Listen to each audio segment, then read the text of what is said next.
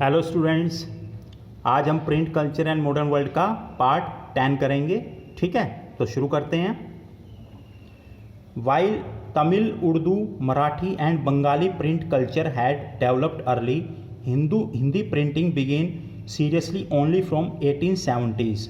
तो जैसा कि हम देख सकते हैं कि जो तमिल भाषा का, उर्दू भाषा का, मराठी भाषा का और बंगाली भाषा का जो प्रिंट कल्चर था, यानी कि जो मुद्रण संस्कृति थी, वो बहुत जल्दी शुरू हो गई थी। यानी कि इनमें किताबें जो है या चीज़ें छपनी बहुत जल्दी जो है शुरू हो गई थी। पर हिंदी प्रिंटिंग, हिंदी मुद्रण की बात करें तो ये मतलब सही मायने में 1870 के दशक से जो है वो शुरू। आपसे पूछ सकता है कि हिंदी प्रिंटिंग सीरियसली कब शुरू हुई, तो 1870 से शुरू हुई। ठीक है। Soon a large fraction of it was devoted to the education of women। और जल्दी ही ये जो हिंदी में प्रिंटिंग होती थी, हिंदी मुद्रण यानी कि हिंदी भाषा में जो भी चीज़ें छपती थी, इसका ज़्यादातर जो हिस्सा था वो महिलाओं की शिक्षा से संबंधित था। आपसे पूछा जा सकता है कि हिंदू प्रिंटिंग जब सीरियसली शुरू हुई तो उसका लार्ज फ्रैक्शन किससे रिलेटेड था, किसको डिवोट था, तो एजुकेशन ऑफ वुमेन यानी कि महिलाओं के शिक्षा से। In the early 20th century, journals written for and sometimes edited by women became very popular। शुरुआती 20वीं शताब्दी में, ठीक है, अर्ली 20th सेंचुरी में जो पत्रिकाएं लिखी जाती थी, ठीक है, और कई बार इन पत्रिकाओं को एडिटेड जो है संपाद किया जाता था, संपादन किया जाता था महिलाओं के द्वारा। ये बहुत ही मशहूर हो गई थी। ठीक है। They discussed issues like women education, widow remarriage, widowhood and the national movement. अब ये जो हिंदी लिटरेचर था या हिंदी प्रिंटिंग की जो बुक्स थी, ये मुख्य ज़्यादातर फ्रैक्शन तो आपको पता है महिलाओं के एजुकेशन से रिलेटेड था। इसके बाद क्या था, इश्यूज लाइक वुमेन, महिलाओं की एजुकेशन, विडो मैरिज यानी कि विधवा पुनर्विवाह, ठीक है, विडोहुड यानी कि विधवाओं से रिलेटेड, और नेशनल मूवमेंट, राष्ट्रीय जो आंदोलन चल रहा था इनसे। तो आपसे पूछ सकता है हिंदी प्रिंटिंग किससे कौन कौन से मेन इश्यूज़ थे, तो ये मेन इश्यूज़ थे। ठीक है। Some of them offered household and fashion lessons to women and brought entertainment through short stories and novels in series। अब इनमें से काफ़ी सारे जो प्रिंटिंग मटेरियल था वो घर के बारे में, घर से संबंधित, हाउस होल्ड, ठीक है, घरेलू संबंधी, फैशन यानी कि कपड़ों से संबंधित, पहनावे से संबंधित, ठीक है, महिलाओं के, और जो एंटरटेनमेंट यानी कि मनोरंजन से संबंधित, ठीक है, ये चीज़ें बताते थे। ठीक है, शॉर्ट स्टोरी, छोटी कहानियों और नॉवेल्स के माध्यम से। ठीक है। तो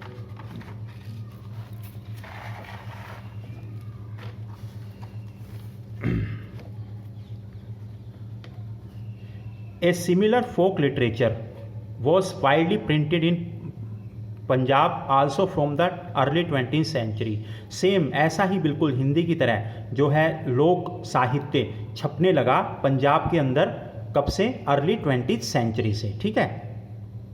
पंजाब में कब से छपने लगा, पंजाबी भाषा में, या फिर ये पंजाब में, सॉरी, अर्ली 20th सेंचुरी से। Ram Chadha published the fast selling Stri धर्म Vichar to teach women how to became obedient wives. अब जो राम चड्ढा थे वो बड़े अपने आप को समझदार समझते थे। उन्होंने एक बहुत ही फास्ट सेलिंग, मतलब बहुत ज़्यादा बिकने वाली किताब जो है वो लिखी, जिसका नाम था स्त्री धर्म विचार। और इस किताब में ये बताया गया कि कैसे महिलाओं को आज्ञाकारी पत्नी बनना चाहिए, कैसे बन सकती हैं वो आज्ञाकारी पत्नी। ठीक है, स्त्री धर्म विचार, राम चड्ढा।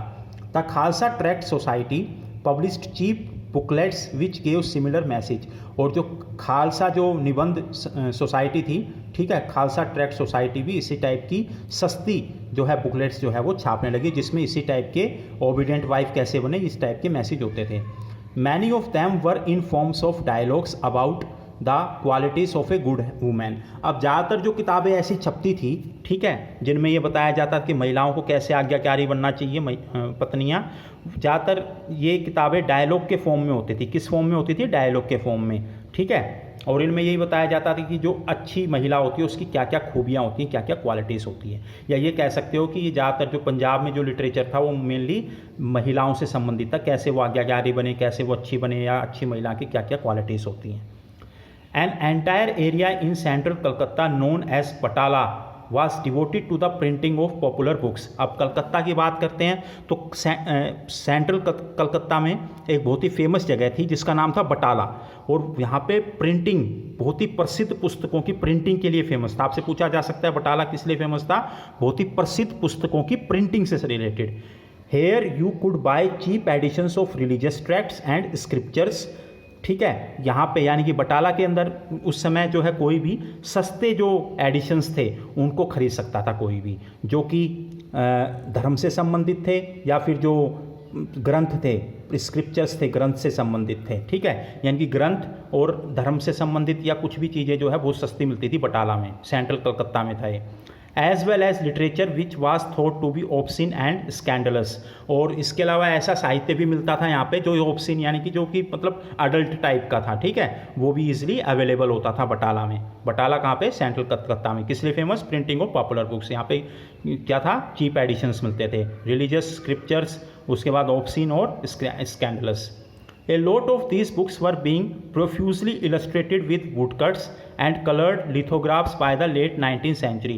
इनमें से ज़्यादातर जो किताबें थी इनमें मतलब जो है पिक्चरें, इमेजेस वगैरह मिलती थी, वुडकट इमेजेस, ठीक है, और कलर्ड लिथोग्राफ्स और रंगीन तस्वीरें भी जो है वो मिलती थी लेट 19th सेंचुरी तक। ठीक है, तो बटाला पूछेगा आपसे कि भाई किस लिए फेमस था, तो इन चीज़ों के लिए फेमस था, याद रखना इस बात को।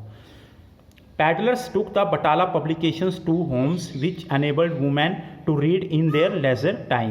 तो जो बटाला पैडलर्स यानी कि जो घूम फिर के अलग अलग गाँवों में, शहरों में किताबें बेचते थे, पैडलर्स उनको कहते थे। तो ये क्या करते थे? बटाला जगह से यानी कि सेंट्रल कलकत्ता में बटाला था, वहाँ से किताबें उठाते, ठीक है, और घरों में जा करके बेचने लगे। और इस जो महिलाएं इनको खरीदती और महिलाएं अपने खाली समय में, लीजर टाइम मतलब कि फ्री टाइम, खाली समय में इनको पढ़ती। ठीक है। Print and the poor people. Print and the poor people मतलब गरीब आदमी और मुद्रण।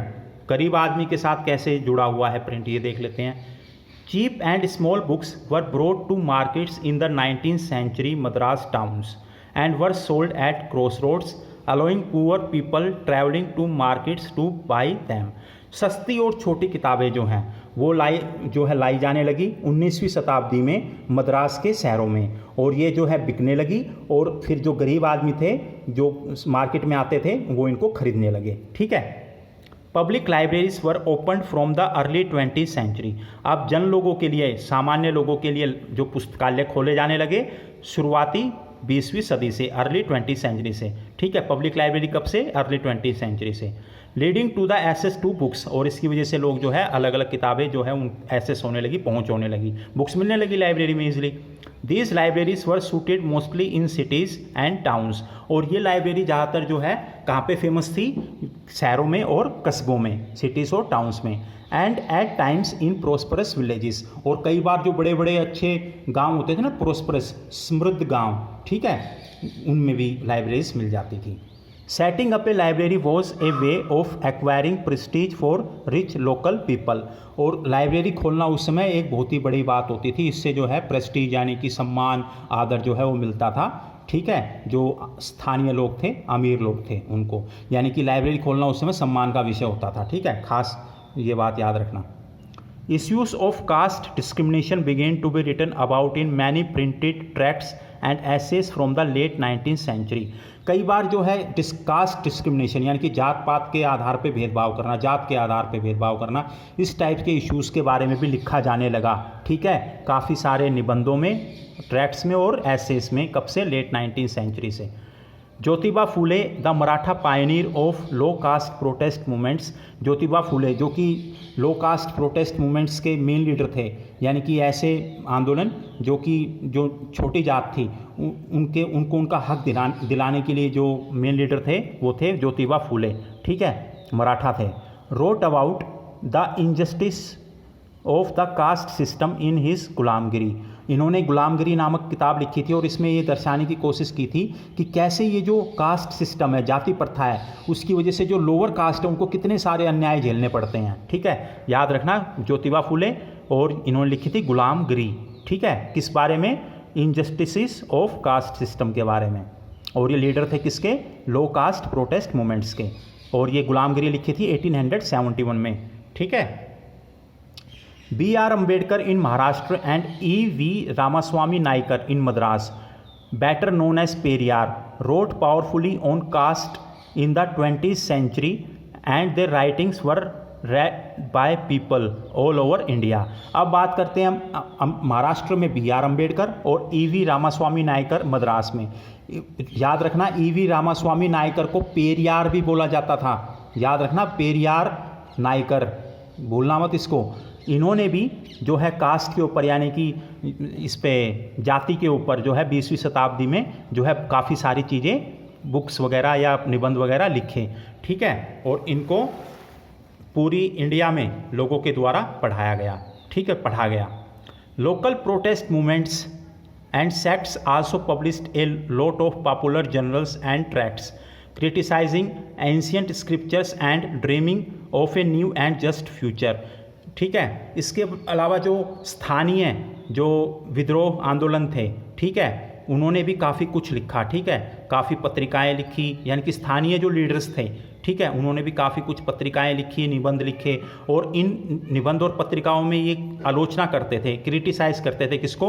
एंशिएंट स्क्रिप्चर, जो कि प्राचीन ग्रंथ थे, and dreaming of a new and just future. और इनमें ये भी दिखाया जाता था कि कैसे हमारा एक उज्जवल और अच्छा भविष्य होगा. इन्होंने एंशिएंट स्क्रिप्चर्स यानी कि ज़्यादातर जो जाति प्रथा थी वो कहीं ना कहीं प्राचीन धार्मिक ग्रंथों पर ही आधारित थी. ठीक है, जैसे ऋग्वेद की बात करें तो उसमें जो है 4 जो सोसाइटी है उसको जो है 4 श्रेणियों में यानी कि बांटा गया, जैसे कि ब्राह्मण, क्षत्रिय, वैश्य, शूद्र. तो इनकी आलोचना करते थे. ठीक है, factory workers were too overworked and lacked the education to write much about their experiences. जो फैक्ट्रीज में जाने वाले लोग थे ये काफ़ी बेचारे काम करते थे, बहुत ज़्यादा काम करना पड़ता था और इनको ज़्यादा पढ़े लिखे नहीं होते थे. ठीक है, और ज़्यादा कुछ अपने अनुभव के बारे में ये नहीं लिख पाए. ठीक है, क्योंकि ज़्यादा पढ़े लिखे नहीं होते थे, पूरे दिन फैक्ट्री में काम करना पड़ता था. बट काशी बाबा, एक Kanpur mill worker, wrote and published छोटे और बड़े का सवाल. पर काशी बाबा, याद रखना काशी बाबा कहाँ पे? कानपुर मिल में. के फॉर काशी बाबा, के फॉर कानपुर मिल.